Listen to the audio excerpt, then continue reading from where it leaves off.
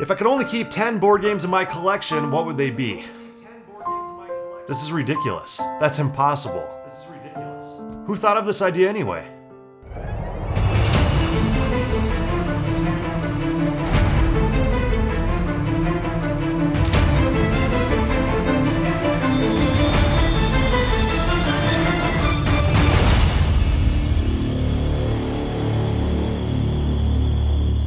Hey everybody, welcome back. My name is Cory from Talking Cardboard, and this video is sponsored by a call to action from Brian from Game Brigade.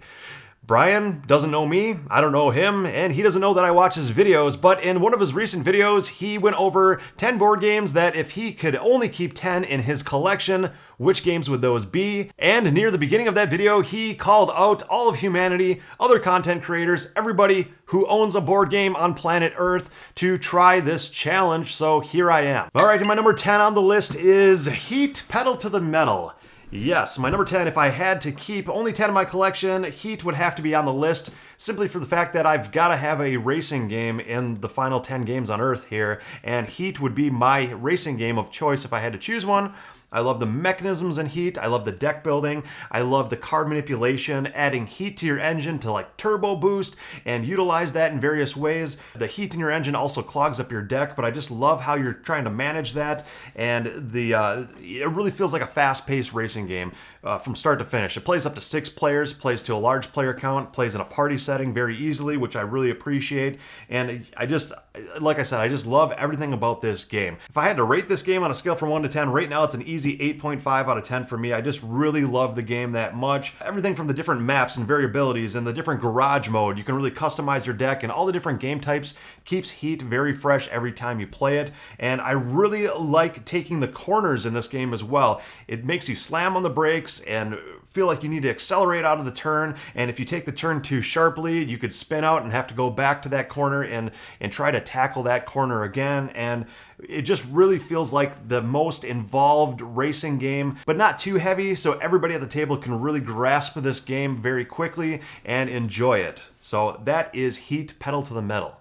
Number 9 on my list, spoilers, is my only party game on this list, but it is the one party game I would keep if I could only keep 10 games in my collection, and that is When I Dream. When I Dream, I just love this game. I talk about it in a lot of my videos, and I just don't hear anybody else talking about it, but that's why I'm talking about it now, because if you see this game on store shelves, pick it up for yourself. It's a lot of fun. When I Dream is a simple game where you've got a stack of cards in the center of the table. One person at the table is blindfolded, and the rest of the players are trying to mess with that blindfolded player. The card in the center of the table has a picture on it with a word describing what that picture is, and some people are the fairies in this game, and other players are the boogeymen, and if you're a fairy, you're trying to get the blindfolded person to guess what card is in the middle correctly, and if you're one of the boogeyman players, you're trying to get the player who's blindfolded to guess incorrectly, and the more cards they guess incorrectly, the more points the boogeymen get. The more cards the guesser guesses correctly, the fairies get more points, and there's some sandmen in the game that try to get them to guess some of them correctly, but some of them incorrectly, so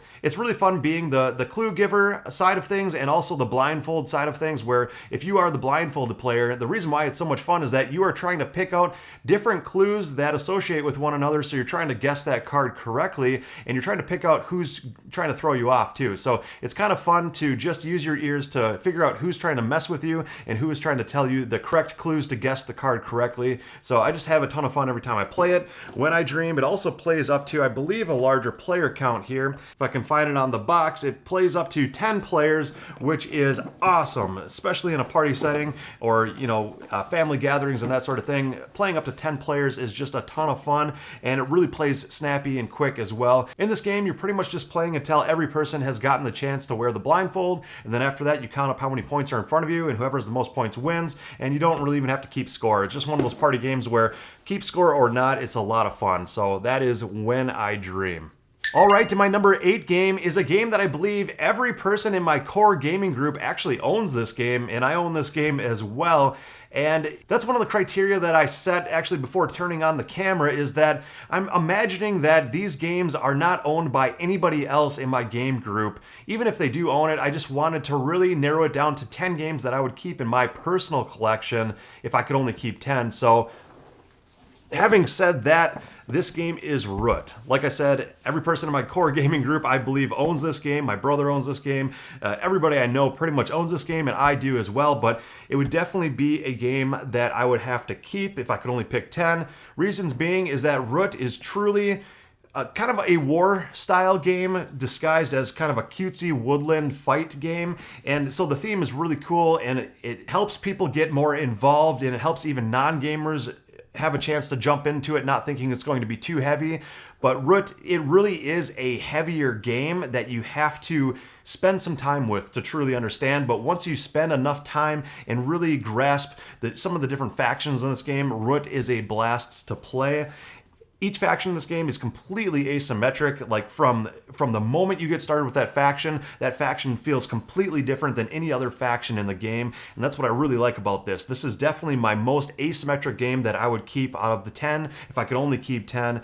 And like I said, it's got some area control, area majority. You're trying to score points in various ways. You're trying to take down different figures from other factions for points, and the first player up to 30 points wins the game. But you're doing that through, like I said, some factions are through card play, some factions are through literally just getting different tokens on the board and spending the tokens to get various things. Some other factions in the expansions you can get are, like, for example, the Otters, and they're trying to get people to buy cards from them, and they're buying and selling things kind of like a merchant in the game.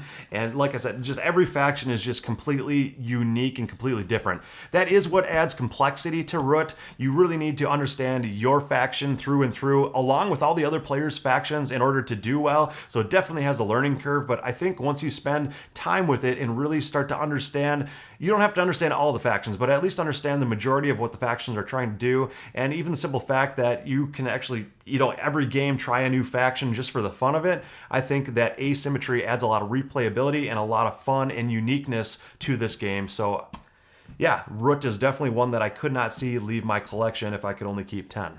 All right, my number 7 game is going to scratch that itch for the 2-player war game genre of games, and this is definitely one of my favorite 2-player games of all time, Undaunted, either Undaunted Normandy or Undaunted Africa. I've got the reinforcements box that's got the expansion and both of the base games all in one box. Really, really enjoy the Undaunted system. It's another deck building game, but you've got different tiles that you lay out at the beginning of each game, so it forms the map, and the map is very unique at the beginning of each of the gameplays, and each game has different scenarios that you can play through, whether you're the Germans or the Americans or whichever side you're on and that you're playing on. Each game feels completely different and unique, so I really like that. And mixed with deck building. I mean, how can you not like deck building? If you're a deck building fan, if you're a fan of 2-player games, and you're trying to find a great deck building 2-player game other than games like Star Realms or some of those other older titles, the Undaunted system is really one that I highly recommend. You're playing cards down for different actions, and once they're played, they go to your discard pile, which later on get shuffled back into your deck and redrawn. And you're really trying to bolster a bunch of different troops to make your military or your squad better than your opponent's squad. Another thing I really appreciate in this game, it's not only pure deck building, but you also have these tokens that you are tactically manipulating on the board and traveling around. You're trying to take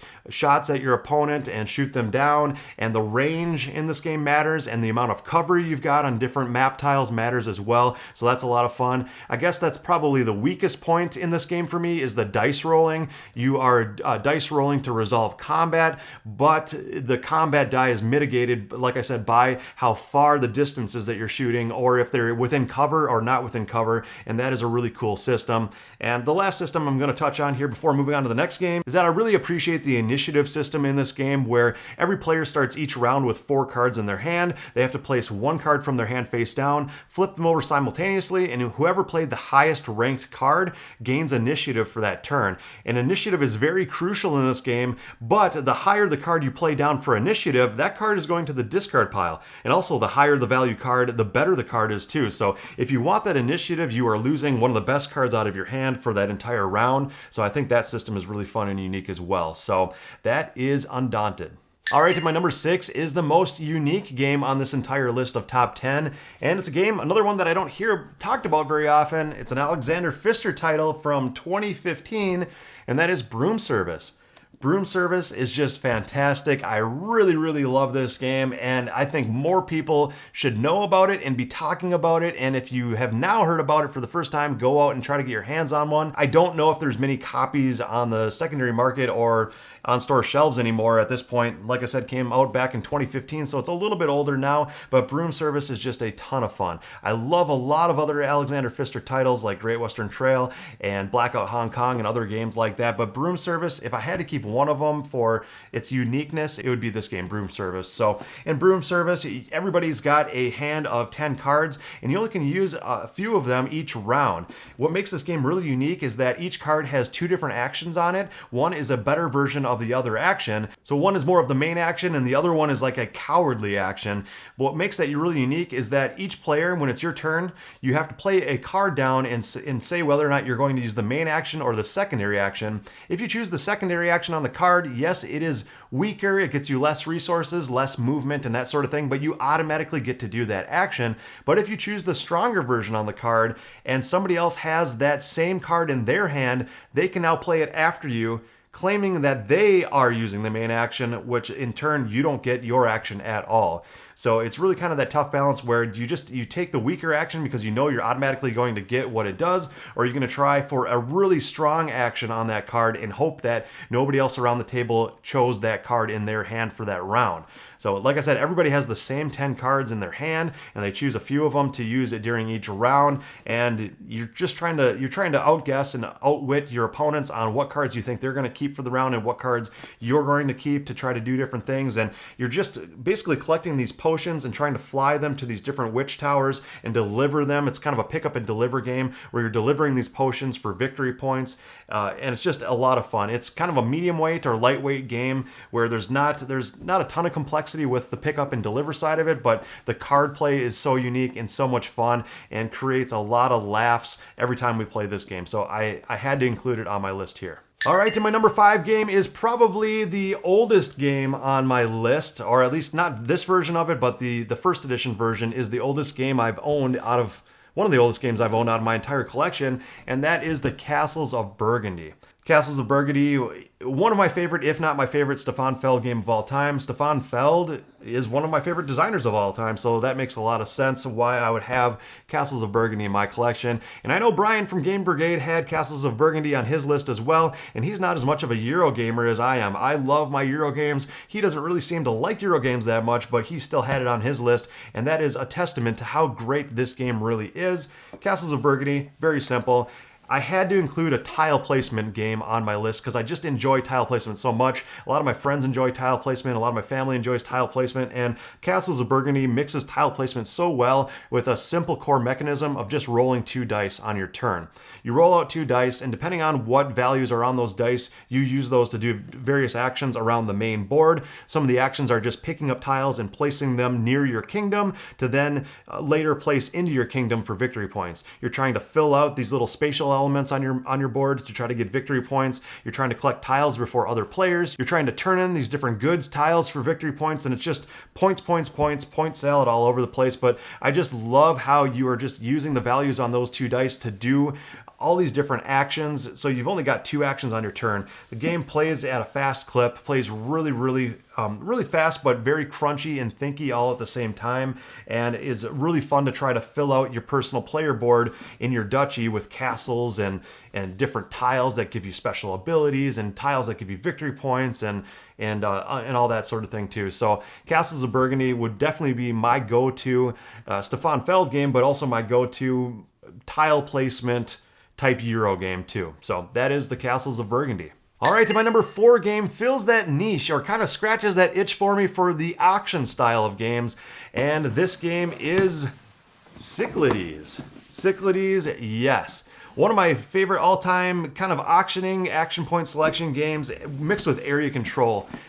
One of my favorite area control games of all time, but I'm a mechanisms-driven type of gamer, and this game has a lot of fun mechanisms to play with. One of which is the main thing is on the side of the board, you've got these different actions that you are auctioning for, and whoever auctioned the highest amount or bid the highest amount for that action has to pay that much to the bank. So if you don't have enough gold coins to even afford an action, and you're trying to outbid your opponents, and you just get to that point where you can't afford it any longer, you have to get bumped out into a different action.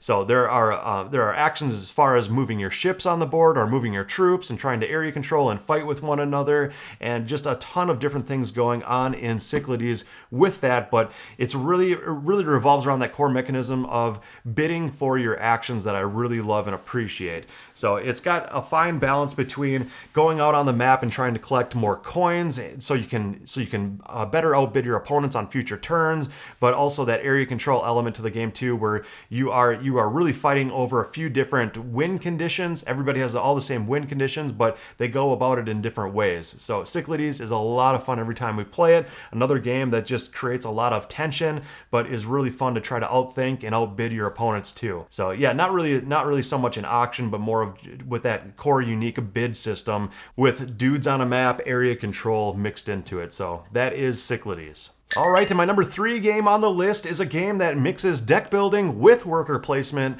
and my pick, honestly, probably would have been Dune Imperium for this spot, but John from Talking Cardboard has my copy of Dune Imperium at his house, so I did not have it readily available to show you here on camera for this video, so it's John's fault for this pick. And no, in all seriousness, this game is fantastic as well and deserves the 3rd spot on this list. But the reason why I bring up Dune Imperium is that the Lost Ruins of Arnak is a lot like Dune Imperium in many ways, but also really different in other ways as well. But the main core thing that is similar to Dune Imperium in Lost Ruins is that, like I said, the deck building with the worker placement. Lost Ruins of Arnak, the way this game plays out is just awesome. The cards, you can do a couple different things on the cards. You can either play the card for the special ability or the text on the cards, or you can play it for the travel icon in the top left corner. And the travel icon will allow you to travel to these different locations and discover these lost ruins and these lost temples. And there's these big guardian monsters that are guarding the temples that you have to try to fight your way through. And once you discover a temple, that is now a new worker placement action spot that everybody can go to. Everybody at the table can now utilize that spot. Even if you were the one to discover it, it's not your spot uniquely. It just opens up another action selection on the main board. There's a research track on the side of the board as well that you're trying to spend resources to do more and more research and discover things and write it in your journal to get victory points and special actions and tokens and work your way up to hopefully to the top of the temple to really get a lot of victory points. The cards, there's tools and there's artifacts, and the way those play out are very unique and cool too. It's not just buy a card from the card row and add it to your discard pile. It's not that simple in this game, and I really appreciate the way that works, where, for example, if you buy an artifact card, you get to play it immediately in front of you, get the ability on the card before it ever goes back into your deck. With the tool, if you buy a tool, it goes to the bottom of your deck right away, and you get to draw it on a later future turn. These don't simply just get added to your discard pile, so I really like that. Also, there's these assistants that you can hire on your main board that add some unique free actions to your gameplay, which really can ramp up some combos, and a lot of fun with that as well. And then in the expansions, I actually do have both of the expansions that are out right now. The expansions really add some asymmetry with the different characters that give you some unique powers to the game as well. So I highly recommend both expansions to this. It really levels this game up a lot for me and puts it right up there into the top tier echelon of games, along with like a Dune Imperium, for example. So either Dune Imperium or Lost Ruins of Arnak definitely would have filled that void on the spot for number 3. But like I said, John has my copy of Dune Imperium at his house. All right, and my number 2 game is my favorite solo game of all time, and I do enjoy playing this game with 2, 3, 4 players as well, but solo, it's just fantastic. My wife and I play this game as a 2-player game all the time as well, and we just enjoy the heck out of it. It is one of the heaviest cooperative games in existence.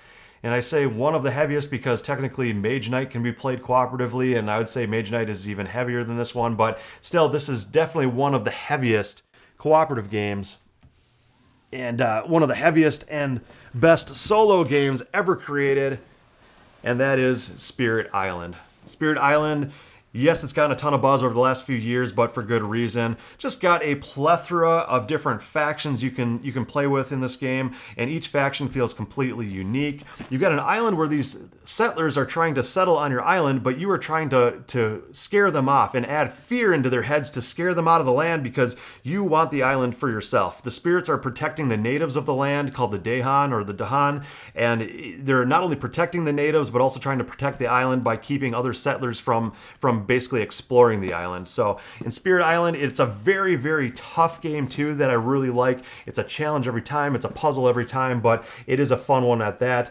During the different rounds, the explorers are exploring to these different land types. There's jungles and mountains and coastal lands and wetlands and that sort of thing that they're exploring to. They're building towns and cities onto them, and if they attack the land essentially by adding pollution to the land or adding blight to the land, that is a bad thing. If they add enough blight to the land, then you lose. You're trying to keep them from blighting the land and trying to take them out as best you can. Like I said, all the different spirits, because you are taking the role on as a spirit in this game, all the different spirits are completely asymmetric and feel completely different and are very, very crunchy. On all the spirits here, you are gaining energy and you're gaining the amount of cards you can play per turn, and really a lot of these cards are just gaining a couple energy or a few energy every turn and being only allowed to play 1 or 2, maybe 3 cards at most on your turn. So, and you want to play more and more cards to do more actions, to try to do as well as you can, fending off the explorers in this game. But it's really tough. You're trying to, like I said, you're trying to scare the explorers, and the more you scare them, the more you add fear to them, the more fear cards you can gather, and fear cards are good in this game. There is a phase in this game where you're resolving the fear cards that you've generated, and that they will actually help out the spirits, because the invaders and the explorers are more and more fearful of the spirits at that point, and those fear cards can really help you out a lot. So there are a ton of different expansions for Spirit Island. I have a couple of them that add a bunch of new spirits and some other mechanisms and some other components to the game as well. But I would definitely just start with the base game first with Spirit Island, because it is so crunchy and heavy, and it might not be a game that you really necessarily enjoy that much on your first few plays, but as you play it more and understand it more, the game just really evolves into something just spectacular, fantastic. One of my favorite games of all time, definitely my favorite solo game of all time, and one of my wife and I's favorite game to play as 2-player as well. So cooperative, always fun. Crunchy, asymmetry, very difficult to beat the game is always fun. So that is Spirit Island. All right, and the last game on this list is number 1. It's not only number 1 on this list, but it's my number 1 favorite game of all time. Yeah, how could I not include my number 1 favorite game of all time on this list? I don't think I could call myself a true gamer. I would probably be an imposter or a poser if I didn't include this game on the list. So my number 1 game that I would keep out of the 10 games, if I could only keep 10 games in my collection, would be Brass Birmingham. And as you can kind of tell, I am a Euro gamer through and through. A good half of these games are Euro games, and Brass is definitely one of those. It is a Euro economic game, my favorite game of all time, like I said, but also just a game that I will never get rid of, and a game that I could never get rid of. In Brass, you're trying to build out these different industries on the map using cards. The card play is very fun. The cards really kind of handcuff you into actions that some of them you don't necessarily need, but you're trying to almost do the best you can with what you have. That is definitely what Brass is. Just do the best you can with the options you're given and try to do it better than your opponents, because everybody else around the table is in that same exact situation. So in Brass, like I said, you're trying to create these different networks of railways and networks of boats, and you're trying to connect your different industries and your cities, and basically trying to upgrade your industries for more and more victory points and more income. There's an income phase at the beginning of every round too. So the better you are building out your network of your coal operations and your iron and your different cotton mills and manufacturing and pottery and all those different things, and the breweries, the beer in this game, you can't forget about that. The more you're building that out, the better your income is from turn to turn, and you can utilize that income to then build out more industries and connect your networks better to then gain victory points. And the more people are basically utilizing your networks and your railways and that sort of thing, the more victory points you're getting as well, because you, at the end of phase 1, which is the halfway point in the game, you are taking all the links or all the boats off the map, and the more you have of those, the more victory points you get. So really, if you are helping build out a network, not only for yourself, but also for your opponents, you can gain a lot of victory points in that way. And basically the way the coal mines work and the way the iron works in this game is just really unique and cool. When you build a coal mine, or if you build an iron works tile on the map someplace, you put the coal and the iron right on top of that tile, and as long as people are connected to that, they can use that coal and iron to build out tiles for themselves without your permission. But what's cool with that too is as soon as all of your coal or iron is used up off of those respective tiles, you get to flip them over for residual income and victory points for other people using your networks and other people using your resources as well. But you can also utilize those for yourself. Or like the breweries, you have little barrels of beer on them. Other players can use your beer to do different things too. Or you can use beer for yourself. And as soon as all the beer is gone out of that tile, you flip that over for, like I said, residual income and more victory points too. So everything feels intertwined in this game. It really feels like one big network where you're using your opponent's things and your opponents are using your resources and using your links and using your network, and everybody is interconnected in various ways. And with the cards in your hand, you're just trying to do the best you can with what you have, but same with your opponents. And the way everything is just intertwined, and it makes for such a tight, difficult, but fun experience all at the same time. So definitely a game that I could not have not in my collection, so I had to put it as number 1 out of the top 10 games I would have in my collection if I had to get rid of everything else and burn everything else to the ground. Brass Birmingham would be number 1. I hope you enjoyed. I tried to make a good mix of various different game types and different things. Obviously, that is how I would truly build out my 10 games that I would keep in my collection. Is some party games, some racing games, some area control, some tight economic Euro games, some games that are great at solo or 2-player only, or some deck building war games. You know, Broom Service with that unique mechanism that you don't see in anything else, and just a nice good mix of a bunch of different things from all games and all aspects in the hobby as a whole. These pull from a bunch of different mechanisms buckets and thematic buckets within the hobby, and I really think that these 10 games do a great job of representing that. So I hope you all enjoyed, and again, a shout out to Brian from Game Brigade. Like I said, he doesn't know who I am. I don't know who he is, but without his call to action in his video that I watched the other night, this video probably would not have been made for some time. I would like to think I would be smart enough to think of this myself. And I know I've seen other channels do it in the past, but nobody has really sent out that call to action like Brian did. So I appreciate him for mentioning that. And like I said, this is my version of what I would do if I could only keep 10. Leave comments below with the top 5 or top 10 games that you would keep if you could only keep 5 or 10 out of your collection. I would love to see in the comments below what some of your games would be that you would keep, or if you agree or disagree with my picks as well. It's all in good fun, so I hope you all have a great day and have fun gaming.